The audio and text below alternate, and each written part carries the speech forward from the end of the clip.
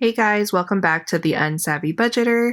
In this video, we're going over our September budget. I know I'm already like a week late into this, so please forgive my tardiness, but let's go ahead and get right into this. Our projected paychecks for this month is a little over $10,700. There are no projected side hustles for this month, and that's just because we have gotten rid of everything that we could, either through selling it or through donations, and we've just packed up everything and it's already in storage waiting to be moved cross country. So right now my husband and I are currently living out of our suitcases while we're temporarily living with my parents until we move. And reimbursements, $120. That's coming from work because I had some work expenses that I personally had to charge onto my credit card. And rent, we're officially landlords now, so we have a little over $2,200 coming in for rent. This is $100 short just because we ended up giving our tenant a $100 discount to do some painting for us on the home. And gifts, we got $200 from one of my siblings as a housewarming present for our new home, so we were very appreciative of that. So that gives us a total income of a little over $13,200. Our ending balance in our checking account as of last month was a little over $4,000. So that added with our income gives us a total available balance of $17,367. When it comes to what needs to be budgeted, so we took that available balance here and we have our deduction of $500 for our safety buffer in case of any unexpected expenses. And then we have our early month expenses, mostly going to our household with mortgage expenses and things like that. So that gives us a little over $11,800 to be budgeted. And with all that, that zeroes us out. And right now, since we're working with a fresh budget, we're not over budget. So let's go ahead and go over the categories that we have. Household, we have $2,600 budgeted. We already have some spending already documented here, as you can see. And household is consisting of our mortgage payment for our home, just our first home. We haven't started paying mortgage for our second home yet. And we have HOA for our first home, which has gone up a little bit recently. And then we have some household maintenance fees because we're anticipating getting a new water heater. We're utilizing our sinking fund for that and budgeting a little bit extra to cover for that. Then we have our debt payoff. So we've budgeted close to $2,500 for our debt payoff. This is to include paying back student loan debt, and we've also included my niece and nephew's 529 plan. As I've mentioned in my previous video, this is a category that I wanted to go ahead and save up for to repay my sister and brother-in-law back for their generous gift for our down payment. So from this point forward, you're going to see their kids' 529 plan part of our debt payoff. Then we have our sinking funds. I'm not going to go over all of the sinking funds we have, but just as a refresher, I'm going to include a little picture snapshot of all the sinking funds that we're saving for. We've depleted everything, so we're back to kind of square one and saving up for everything again. And food, we've budgeted quite a lot for this month, $1,300. And that's because my husband and I, we celebrated our 3-year wedding anniversary this year. And we also have a lot of plans to meet up with friends and family to say our goodbyes before we move across the country. Oh, and just to add to that, we're not anticipating much money with groceries at all, just because we're currently living with My parents, obviously, we've offered to try and assist with the groceries, but my parents are denying any help whatsoever in that. So we're very grateful in the savings there. When it comes to personal spend, we've budgeted quite a bit for this month, $850.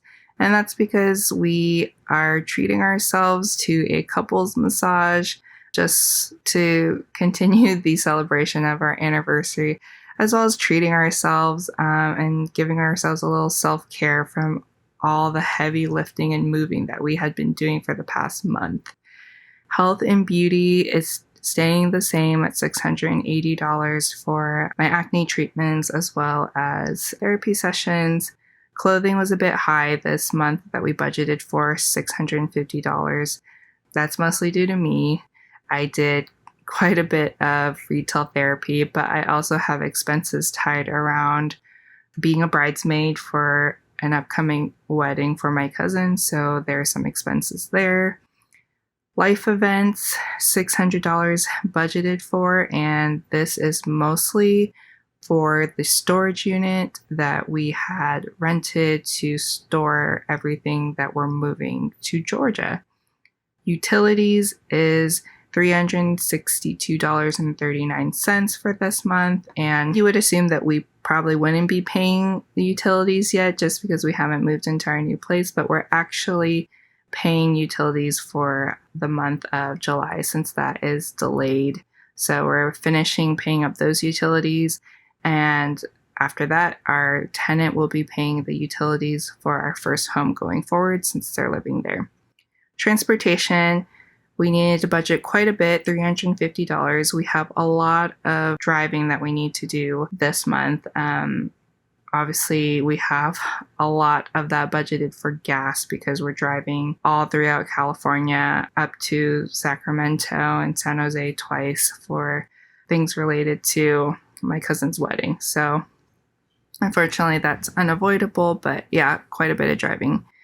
Pet care, $190 budgeted for this month. That's a little bit steeper than usual, just because it's time to refill flea medication for my pets. And then when it comes to gifts, we have a little over $150, and that's for our October birthdays for our family. We have quite a bit of birthdays in October, so we're trying to budget for that and plan for that ahead of time. Subscriptions is our usual streaming subscriptions that we have, as well as music and things like that. So that's the consistent $88.97. And other is our exercise equipment that we're paying for. So that's $66.42.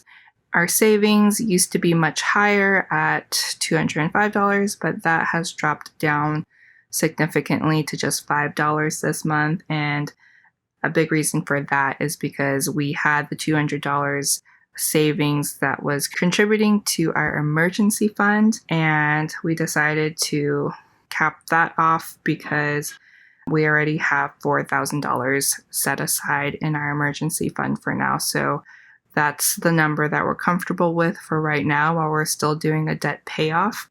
And that $4,000 really came in handy because we ended up getting that chunk of money back to us from our closing costs. We ended up paying a little bit extra for the closing costs in case there was any expenses that we needed to pay. Our realtor ended up doing a really great job and getting us money back. So we got about $4,000 back from those closing costs. And we went ahead and put that straight into our emergency fund to go ahead and replenish that. So that was a blessing because we thought that we were going to have to save and build up that emergency fund again. So we were so happy about that. Over to the right, we have our pie chart and our number one category. This is reflecting actual spending. So number one category right now is sinking funds, which makes a lot of sense because we had depleted the sinking funds like I had mentioned before. So right now we're trying to build that up again. And yeah, I'm not going to go over everything else. You guys can pause and look at these categories broken down with actual spending. This pie chart is going to change a lot more as actual spending changes and fluctuates. And once we start adding everything to our expense tracker as we're spending, this pie chart changes pretty significantly. So we'll see how much the difference is when we do a September budget closeout. And our line graph here, this shows the percentage of each category spent. So this is also going to fluctuate depending on how much money we've spent in the following budgeted categories. So feel free to pause if you like to look into our breakdown there and see how we're doing with actual spending so far. But that is all I have for this video with our September budget. Let me know if you guys have any questions, or let me know what you think in the comments. But I would love to hear how your September budget is starting out. The categories are pretty hefty for me coming in, starting a new fall season. I'm not even sure when fall starts, but it should be starting soon and I can't wait. So let me know in the comments some of these fun categories that you guys have budgeted for. Thanks so much for watching. Again, if you found value in this video, don't forget to give it a thumbs up. And if you're not subscribed to my channel already, then please subscribe to the Unsavvy Budgeter. And don't forget to click the notification bell so you can stay up to date on upcoming videos. Thank you so much. I'll catch you guys in the next one.